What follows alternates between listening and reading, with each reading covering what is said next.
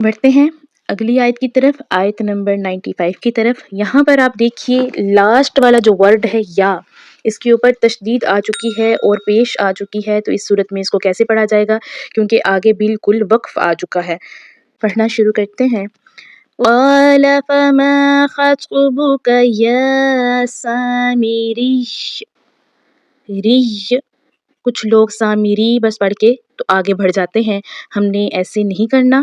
ہم جانتے ہیں کیونکہ تشدید کا لفظ 2 مرتبہ پڑھا جاتا ہے، لہٰذا ہم نے را کو یا کے ساتھ ملانا ہے، البتہ جو یا کی اپنی حرکت ہے یعنی کہ جو پیش ہے اس کو ہم نے یہاں پر گرا دینا ہے، تو یا کو بھی ایک الف کے برابر کھینچ کر پڑھا جائے گا کیونکہ اس کے اوپر کھڑا زبر کی علامت آ چکی ہے، تو ہم نے را کو جب یا کے ساتھ ملانا ہے تو آواز یا کی آنی چاہیے، اور آگے وقف ہے، ریو نہیں پڑھنا، ری کر کے ہم نے پڑھنا ہے۔ دوبارہ پڑھ کے دیکھ لیتے ہیں۔ قال فما خطبك، طا ہے اور طا کو موٹا پڑھا جائے گا، حروف مستعلیہ میں سے ہے۔ قال فما خطبك یا سامری، سامری، ٹھیک